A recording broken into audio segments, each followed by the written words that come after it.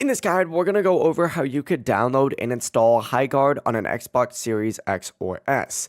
Before we do get into this guide, make sure to like the video and subscribe to the channel with all notifications on. It really does help the channel and lets us know that you want more content like this. We'd greatly appreciate it, and if at any point throughout this guide you did have any questions, just ask them down in the comment section below and we can help you out further. I'm going to be doing my best to reply to every single comment down there, but let's go ahead and start on the Xbox home screen. You may see Highguard listed under the sponsored tab. If it's there, you can go ahead and select it. If not though, just go ahead and open up the Microsoft Store and head to the search bar and just type in Highguard, spelled Highguard,